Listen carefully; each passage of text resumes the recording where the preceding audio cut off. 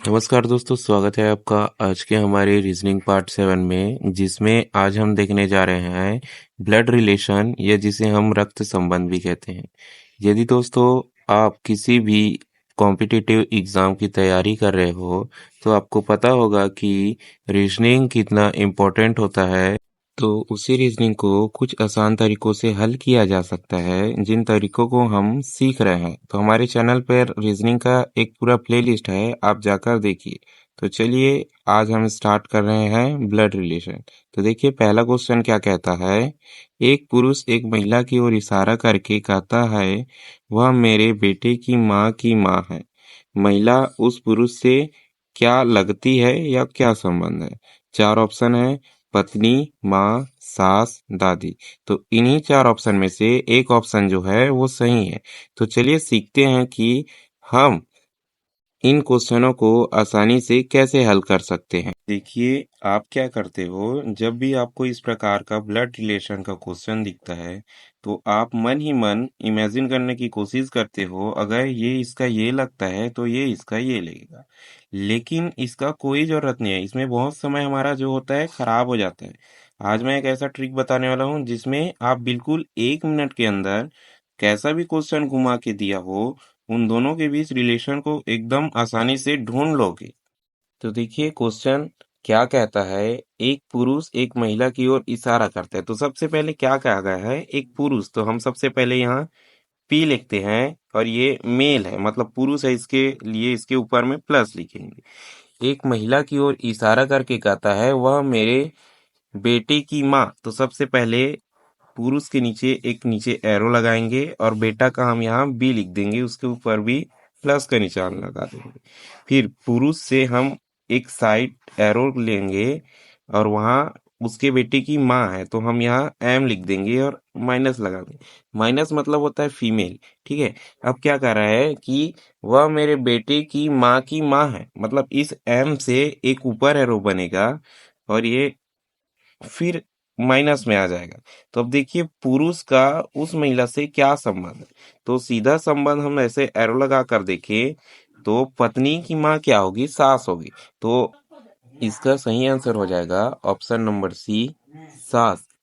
तो इस प्रकार इन क्वेश्चनों को एकदम आसानी से हल किया जा सकता है। देखिए एक क्वेश्चन देखकर वीडियो को स्किप मत करना, क्योंकि हम अलग अलग प्रकार के क्वेश्चन देखने वाले हैं, और कैसे हल किया जाता है इनकर भी हम विस्तार से बात करने वाले हैं। देखिए ठीक उसी प्रकार का एक और क्वेश्चन जो है आपके सामने है। क्वेश्चन क्या कहता है। मोहन ने एक लड़की की ओर इशारा करके कहा, वह मेरे पिता की इकलौती बेटी की बेटी है। लड़की का मोहन से क्या संबंध है? और नीचे चार ऑप्शन है, बहन, भतीजी, बेटी, पोती। तो ठीक उसी प्रकार जिस प्रकार हमने पहले क्वेश्चन को हल किया, उसी प्रकार हम इस क्वेश्चन को भी हल करेंगे। तो चलिए हल करते हैं। देखिए हम सबसे पहले क्या लिखेंगे, मोहन का एम लिखेंगे और प्लस लिखेंगे, क्योंकि मोहन एक लड़का है। तो क्या कहता है क्वेश्चन, मोहन एक लड़की की ओर इशारा करके कहा, वह मेरे पिता की एकलौती बेटी। मतलब मोहन के ऊपर एक एरो लगाएंगे और वहां पी प्लस लिखेंगे, क्योंकि वो उसका पिता हो गया। और क्या कहता है, एकलौती बेटी मतलब ये हो गई मोहन की बहन, तो हम यहाँ बी लिखेंगे माइनस में। अब क्या कहता है, बहन की बेटी, तो उसके बहन की बेटी मतलब इस बी के नीचे हम एक और बी लिखेंगे माइनस में।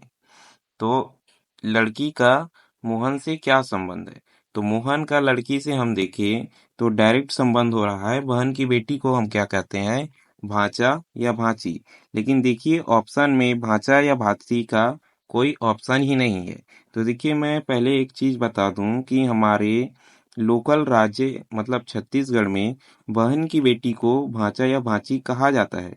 लेकिन कुछ ऐसे राज्य हैं जहां भतीजी या भतीजा भी कहते हैं। जैसे हम भाई की बेटी और बेटा को भतीजी या भतीजा कहते हैं, ठीक उसी प्रकार बहन की बेटी को भी भतीजा या भतीजी कहा जाता है। तो इसका सही ऑप्शन हो जाएगा ऑप्शन नंबर बी, भतीजी।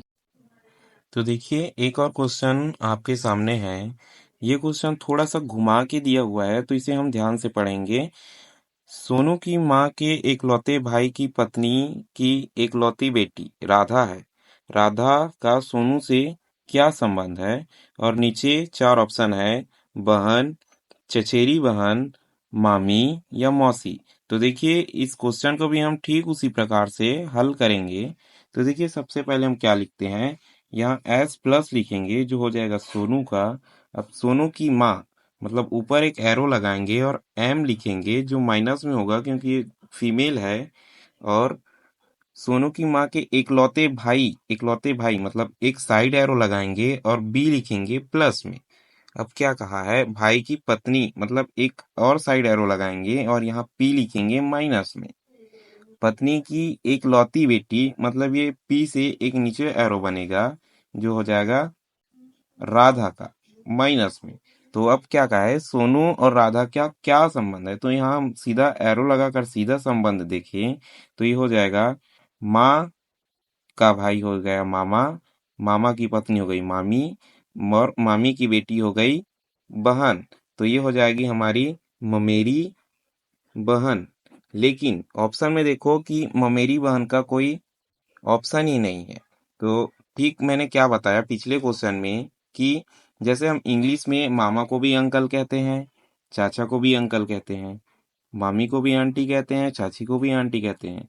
तो अगर ममेरी बहन का ऑप्शन नहीं है तो इसका सही ऑप्शन हो जाएगा चचेरी बहन। देखिए एक और क्वेश्चन आपके सामने है जो थोड़ा सा घुमा के दिया हुआ है। देखिए क्वेश्चन क्या कहता है, एक महिला एक व्यक्ति की ओर इशारा कर कहती है, वह मेरे पति के पिता का बेटा है और मेरा देवर नहीं है। वह व्यक्ति कौन है? और चार ऑप्शन है, पति, जेठ, ससुर, भाई। तो इन्हीं चार ऑप्शन में से एक ऑप्शन जो है वो सही है। तो हमें ढूंढना है कि कौन सा ऑप्शन जो है वो एकदम सही है। तो देखिए सबसे पहले हम महिला के लिए लिखेंगे एम और माइनस में लिखेंगे क्योंकि फीमेल है। और महिला की पति के लिए हम साइड एरो लगाएंगे और पी प्लस लिखेंगे। अब क्या कहा गया है, पति के पिता मतलब इस पी से हम ऊपर एक एरो लगाएंगे और लिखेंगे पी प्लस जो इस महिला के पति का पिता हो जाएगा, का बेटा है मतलब उसके पति के पिता का बेटा है, मतलब इस वाले पी का इसके पति का हो जाएगा भाई। तो हम साइड एरो लगाएंगे और यहाँ लिखेंगे बी प्लस। ठीक है, तो अब हम देखेंगे कि महिला और इस बी के बीच क्या संबंध है। क्वेश्चन में क्या कहा गया है, देवर नहीं है। तो हम पति के भाई को क्या कहते हैं, एक कहते हैं देवर, दूसरा कहते हैं जेठ।